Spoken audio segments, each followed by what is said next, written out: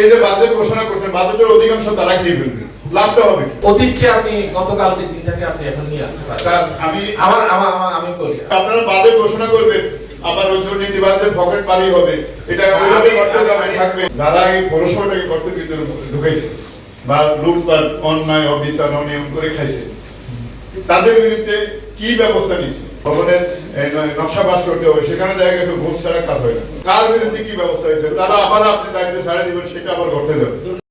উনি বলছিলেন যে পৌরসভাটা গর্তের ভিতরে ছিল। আমি ওনার কাছে প্রশ্ন রাখতে চাই, এটা একটা প্রথম শ্রেণীর পৌরসভা। প্রথম শ্রেণীর পৌরসভাটা এতদিন কি সেবা দিয়েছিল যেটা গর্তের ভিতরে ছিল? আর গর্তের ভিতরে থাকার জন্য যারা দায়ী, যারা এই পৌরসভাটাকে চুষে খেয়েছে, লুটে ফুটে খেয়েছে। আমরা দেখছি এই পৌরসভা নিজস্ব একটা ভবন ছিল, সেই ভবন থেকে মার্কেট করে, মার্কেট থেকে এটা নিয়ে ভাড়া বাসা নিয়ে যায়।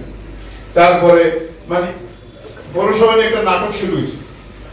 এখন ধরে এই গর্ত থেকে বের করার জন্য কেউ না কেউ দায়িত্ব নিচ্ছে, কিন্তু দায়িত্ব নেওয়ার পরে যারা এই পৌরসভাটাকে গর্তের ভিতরে ঢুকাইছে বা লুটপাট, অন্যায়, অবিচার, অনিয়ম করে খাইছে, তাদের বিরুদ্ধে কি ব্যবস্থা নিচ্ছে?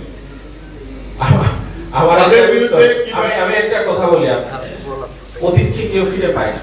আমাদের দেখতে হবে আমি সামনে কতটুকু আগাবো। অতীতকে আপনি গতকালকে দিনটাকে আপনি এখন নিয়ে আসতে পারেন। স্যার আমি বলি, আমাদের প্রচেষ্টা থাকবে আমরা কিভাবে সামনে এগোবো। আমি চাই যে আপনি যেটা বলছেন সেটা আমি ছিলাম না, কেউ আমরা দায়িত্বে ছিলাম না। আমরা দায়িত্বে আছি এখন, চেয়ারের পরিস্থিতি যেহেতু আমাদের লক্ষ্য থাকবে আমরা কিভাবে সামনে আগাবো। স্যার আমি এখানে আপনার সাথে আপনি বলছেন সেটা ঠিক আছে, কিন্তু এখানে যে কেউ একক, যে তারা মেয়র নির্বাচিত হয়েছে, কাউন্সিলর নির্বাচিত, তারা তো একক খাইছে তা না। আপনার পৌরসভারও তো কর্মকর্তা কর্মচারী কেউ না কেউ দায়ী ছিল। আপনি ধরেন একটা ভবন করবেন, সেখানে আপনার ডিজাইন করতে হবে, সেখানে ওই ভবনের নকশা পাস করতে হবে, সেখানে দেখা গেছে ঘুষ ছাড়া কাজ হয় না। তারপরে আরো অন্যান্য বিষয় আমি আর বাকি বললাম না, অনেক কিছু আছে। কার বিরুদ্ধে কি ব্যবস্থা হয়েছে? তারা আবার আপনি দায়িত্বে ছাড়ে দিবেন, সেটা আবার করতে যাবে। আবার আপনি ধরেন এই যে বাজেট ঘোষণা করছেন, বাজেটের অধিকাংশ তারা খেয়ে ফেলবে, লাভটা হবে কি?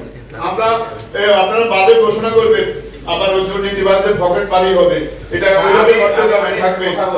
সেক্ষেত্রে আমি একটা কথা বলি, সেটা হচ্ছে যে আমরা তো অনেক বক্তব্য দিতে পারি।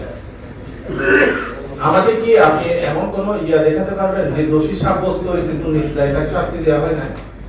আমরা চেষ্টা করছি, যে দোষী হবে তার বিরুদ্ধে অবশ্যই আইনগতভাবে তাকে আমরা ব্যবস্থা নিচ্ছি, এবং সরকারের একটা আছে তার বিরুদ্ধে যে দুর্নীতিবাজ, যে দুর্নীতি করছে প্রমাণিত হবে তার বিরুদ্ধে ব্যবস্থা নেওয়া হবে।